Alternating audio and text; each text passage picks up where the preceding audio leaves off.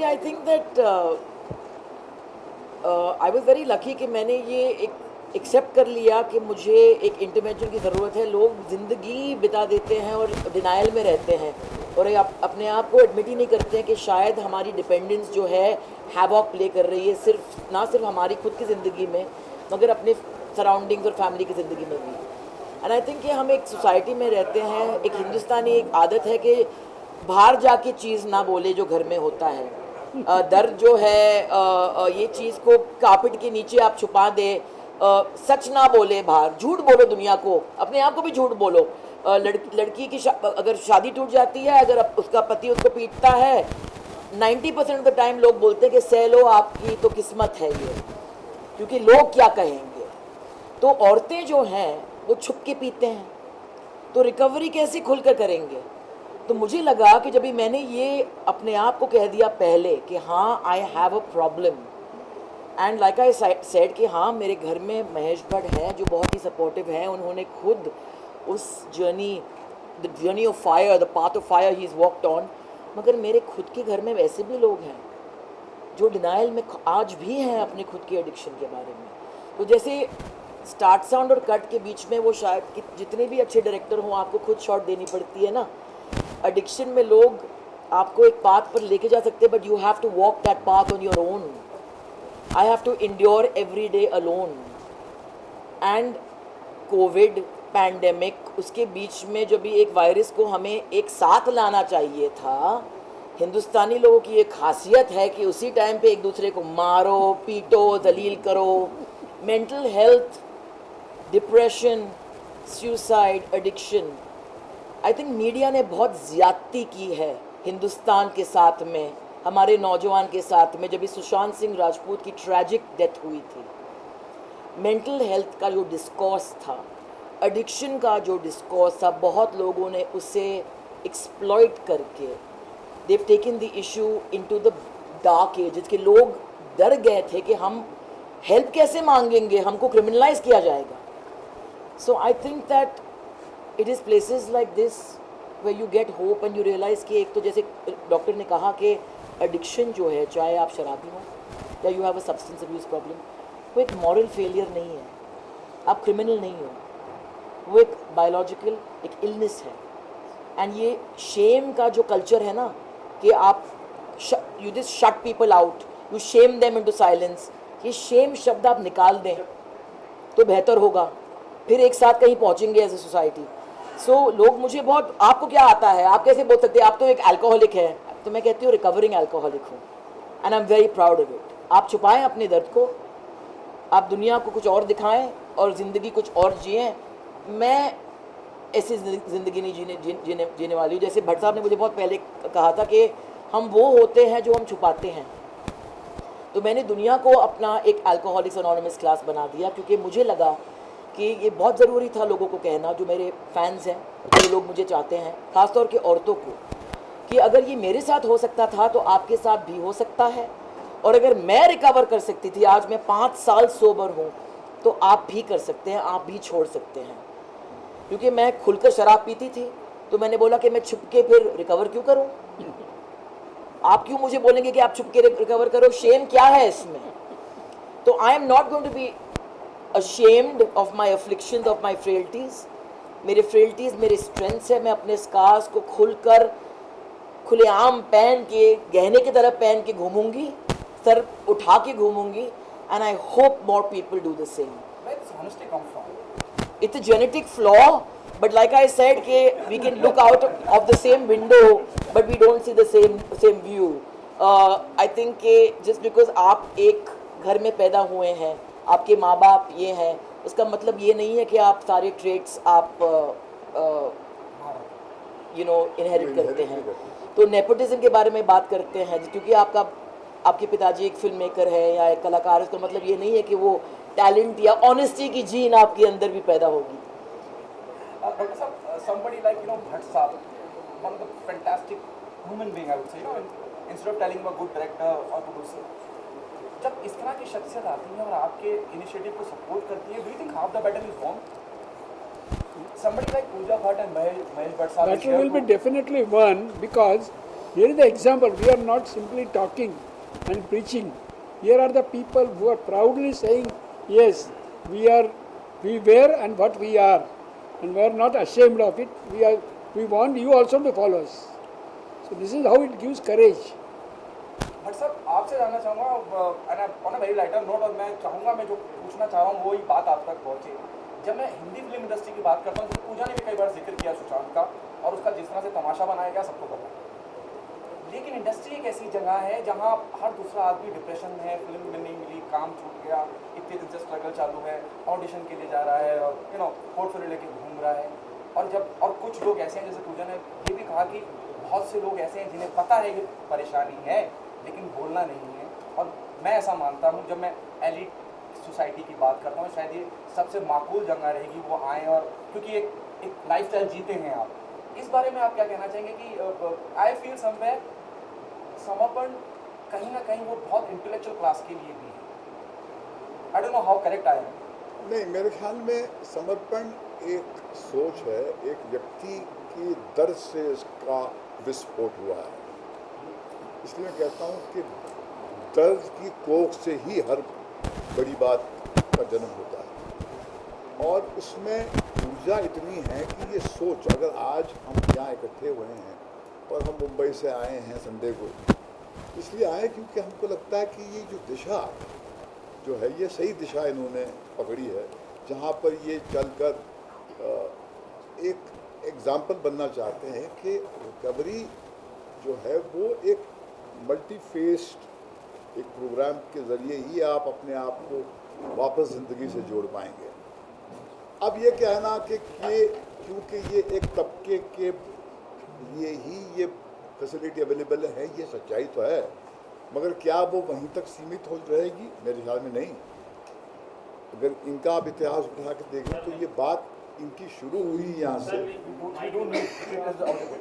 इनकी बात शुरू हुई यहाँ से, मगर देखिए अच्छी बात जो होती है वो फिर आग की तरह फैलती है। यही लोग हैं जो आगे चल के इसको बहुत ही रीजनेबल पैकेजेस में और लोगों के लिए भी अवेलेबल, ये पूरा जो स्ट्रक्चर इन्होंने पैदा किया है।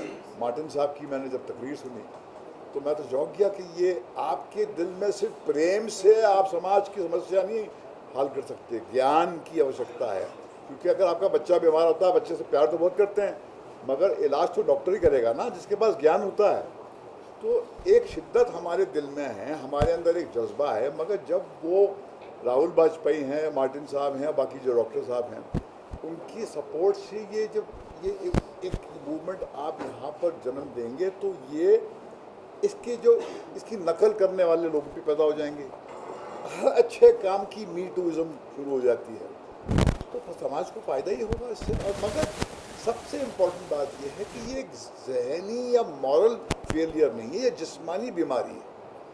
और जिस तरह आप डायबिटीज़ को ट्रीट करते हैं, जिस तरह आप अस्थमा को ट्रीट करते हैं, उसी तरह से आपको एक एडिक्ट को देखना चाहिए। उसको अगर आप उस नज़र से देखेंगे और वो छुपाते हुए अपनी ज़िंदगी गुजारेगा, तो ये हार 21वीं सदी के दूसरे डेकेड में, जब दुनिया में, विश्व में अभी आप उस कगार पे आ गए हैं जहाँ पर एक न्यूक्लियर हॉलोकॉस्ट की संभावना है, तो एक पैंडेमिक का डिस्पेयर, उसमें सब्सटेंस अब्यूज़ की तरफ आदमी झुकेगा। तो ये छोटे मोटे जो आपको लगते हैं काम, ये बहुत बड़े काम हैं। जैसे पहाड़ पर कहीं पर आग लगती है तो दूर से नज़र आता है कि आग लग रही है, ये शायद समर्पण वो काम करेगा कि कहीं पर उम्मीद है, कुछ लोग इकट्ठा होकर उन्होंने एक प्रोग्राम को जन्म दिया है, और अगर वो आकर इनसे पूछेंगे क्या ये कहेंगे आप चले जाएंगे? नहीं, मेरे ख्याल में ज्ञान ये ऐसी रोशनी है जो यहाँ तक सीमित नहीं है। रोशनी जब सूरज उगता है तो उसकी रोशनी जानवर पे भी फैलती है और राजा पे भी फैलती है, तो ये तो होगा। यहाँ पर मेरा ये कहना है कि ये एलाइट के लिए ही नहीं है। अभी हम एक मेडिकल कॉलेज खोलते हैं तो सबके लिए खोलते हैं, उसमें आप कहेंगे कि नीचे के स्तर के लोग नहीं आ सकते। उनको कैसे मदद करके स्कॉलरशिप देके, फीस देके भी मदद की जा सकती है, लेकिन आपको मेडिकल कॉलेज खोलना पड़ेगा। वैसे हमने ये कोशिश की है, अभी इसमें हम कैसे बाकी के लोगों को मदद कर सके वो भी हमारा उद्देश्य रहेगा। ताकि यह नहीं कि खाली एलाइट लोगों को ही, लेकिन आज एलाइट लोगों का प्रॉब्लम क्या था, ऐसी ये फैसिलिटी इंडिया में नहीं थी जो हम देना चाहते हैं, इतने टॉप क्लास की है वो हम देना चाहते, तो यहाँ से शुरुआत होगी और बाकी सबको मिलेगा। मुझे सेम समझ no I was just trying to say that that's exactly it कि यही परसेप्शन को तोड़ना है कि रिकवरी एक प्रिजन सेंटेंस जेल टर्म नहीं है। हम डी एडिक्शन फैसिलिटीज़ को डिस्कम्फर्ट डार्क डैंक प्लेसेस जो अपीलिंग नहीं है उसके साथ जोड़ते हैं, मगर नहीं, अगर आपने रिकग्नाइज किया है कि आपको एक प्रॉब्लम है और आप हेल्प चाहते हैं, आधे लोग जो है हेल्प ही नहीं मांगते हैं, और आपको पता है कि ऐसा एक जगह है जहां हम डिग्निटी के साथ में एक ऐसे माहौल में रिकवर हो सकते हैं जहां पे recovery is fun, there is a multi pronged attack where people are approaching the physical, the mental, you know, the holistic, then I think a lot more people लोग recovery और de-addiction से डरेंगे नहीं। बात यही तो निकलेगी बात तो है बहुत दूर तक जाएगी कि हमें एक प्रॉब्लम हो गया है सोसाइटी के we've accepted suffering as our norm. It's not, we are not addicts are not criminals, so it's okay not to go to a beautiful place like this कि आप एक अच्छे साफ सुथरे रूम में, ब्यूटीफुल बाथरूम में, where there's a swimming pool, there's a yoga class, nutritious food. Why do we feel we don't deserve that? Why do we feel that addicts don't deserve that? Why jail क्यों भेजना है उनको? एक dark cell में क्यों मानना है जहाँ पे रोशनी नहीं है? It's the rise of a new dawn, and new dawn begins with treating yourself right. तो जब आज अब तक की जर्नी के लिए जब आपने कहा, आपने बहुत सी बातें कही, मैं सुन रहा था, आप जज्बाती भी हुई, बट आप ये कहीं दिया उस लत को छोड़ा जहां आप नेवी के धुरंधरों को हरा के आती हैं तो अब, और आपने ये भी कहा कि जो आपको एज ए सोबर कबूल कर रहा है वही आपके दोस्त है। अब इस जर्नी के लिए भट्ट साहब को छोड़ के किसी और क्रेडिट देना चाहेंगे? दीपक वाइन्स का जो लड़के ने फोन उठाया और वो रैंडम स्ट्रेंजर जिसकी मतलब रोजी रोटी शराब बेचने पे डिपेंडेंट है, और जब भी उसने मुझे बोला कि पूजा जी आपका फोन आया, मेरा दिल घबरा गया कि मैंने पढ़ा था कि आप अखबार में कि आपने शराब छोड़ दी, और मेरा दिल घबरा गया। तो मैंने बोला यार इसको तो उस कंसर्न होने की ज़रूरत क्या है, जब भी मेरे खुद के लोग, खुद के दोस्त चाहते थे कि यार पार्टी है पी लो, एनिवर्सरी है पी लो। तो आई थिंक कि addiction, alcoholism is a very selfish journey. Recovery has to be as selfish. It has to be selfish. अगर कोई भी ऐसा शख्स है, चाहे आपके माँ बाप, लवर, पति, बच्चे हैं, जो आपको कहीं ना कहीं आपके कोर्स से स्टीयर करके वापस वहीं पे ले जाएंगे, लात मार के उनको हटा दो आपकी जर्नी से। You have to be, if addiction is selfish, recovery has to be more selfish. And I think हमको ये चीख के बोलना है, खास तौर को औरतों को, कि ये मर्द की जागीर नहीं है।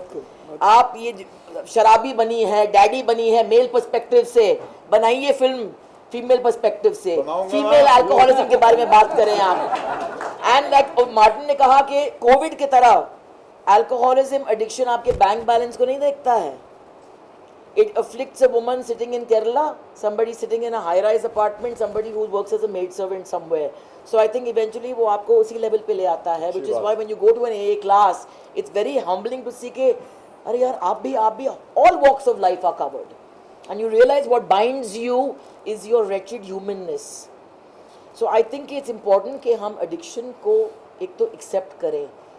कोविड के दौरान domestic abuse, जैसे कहते हैं कि wife beating without alcohol is like a circus without lions. आप शराब को इक्वेशन से निकाल दें, 90% डोमेस्टिक अब्यूज के केसेस आपके कम हो जाएंगे। एक्सीडेंट्स होते हैं शराब के इन्फ्लुएंस के under. Alcohol is a drug, the government will not acknowledge that because it's profitable to them. So the point is that if you have the capacity to be able to have a drink or two and stop and it does not mess up your life and everybody around you, wonderful by all means. मेरे अंदर वो chip नहीं है, बहुत सारे लोगों में chip नहीं है, तो you have to acknowledge that. मगर आधा बैटल तो वही है, पहले अपने आप को कह दो यार कि मेरा प्रॉब्लम है, फिर हेल्प मांगिए, help is available, don't be ashamed. तो ये स्टिग्मा हटा दें, ये शेमिंग की जो आदत है हमारी हिंदुस्तानी की, जो खासियत है कि आप क्यों गए, आपने क्यों किया, यूक्रेनियन स्टूडेंट्स को भी शेम कर दो, अल्कोहलिक को भी शेम कर दो, एक औरत जो मतलब जब शादी टूटती है और वो खुद के बलबूते पे फिर से चल लेती है, उसको भी शेम कर दो। तो आप डराना बंद कर दो यार, क्योंकि हम डरने नहीं वाले हैं। आपने भी जिक्र किया यहाँ बनाऊंगा, फिल्म बननी चाहिए इसकी बहुत बस सेंसिटिव करेगा कि नहीं करेगा? नहीं मैं आखिरी कर रहा हूँ बट साहब नहीं आपको नहीं लगता कि बहुत बहुत सेंसिटिव बहुत संजीदा मुद्दा है नहीं, कि लोग कह नहीं पाते नहीं, मेरे- कहेंगे तो लोग देखिए, बहुत अहम बात पूजा ने कही है कि ये दृष्टि जो है कहीं पर महिला के पर्सपेक्टिव से भी हमको ये पूरे इशू को देखना चाहिए, क्योंकि अक्सर हमको लगता है कि सारे प्रॉब्लम जो हैं ये सिर्फ मर्दों के हैं। तो ये हमारी बहुत ही जो गरीब लोगों की जो अब जैसे हमारे कलोटे में आदिवासी विलेज है, वहाँ की औरतें शराब पीती हैं और वो एडिक्ट्स हैं, तो उनकी भी तो एक दास्तान है कि ये जेंडर ये की परवाह नहीं करता है। जैसे कोविड होता है, मर्द को भी होता है, औरत को भी होता है। तो ये ज़रूरी है कि एंटरटेनमेंट के स्पेस में अगर आप ये बात इसको टैकल करना चाहें तो विदेश में हॉलीवुड ने किया था, एक मैगराइन की फिल्म थी मेरे ख्याल में, जहाँ पर वो एक फीमेल पर्सपेक्टिव से So they've been many movies made on. तो ये सही बात कही है, नहीं तो ये बात हम टैकल करते नहीं, क्योंकि पहले तो बात माननी पड़ती है कि हाँ साहब ये बात एग्जिस्ट करती है। हाँ, अपने आप को कहना बात पड़ता है। मानोगे तो फिर उसको कहीं पर जुर्रत करके कहानी में उतारोगे और फिर 10 लोग आके रोकेंगे क्या घर की बात जाके बाहर कह रहे हो। तो हमारी तो पूरी ज़िंदगी यही है कि तुम घर की अपनी बात जाके बाहर क्यों बोलते हैं? भैया हम अपनी बात नहीं बोलेंगे कि उसकी बात बोलेंगे। और ये फैलेसी है कि सिर्फ फिल्म इंडस्ट्री में लोग शराब पीते हैं और सब्सटेंसेस को अब्यूज करते हैं, क्योंकि आज के दौर में लोग इतने पैरानॉइड है अपने लुक्स को लेके, they lead a far healthier lifestyle, but go into a life, just go into life and चलें, हो गया मेरे ख्याल में। हाँ।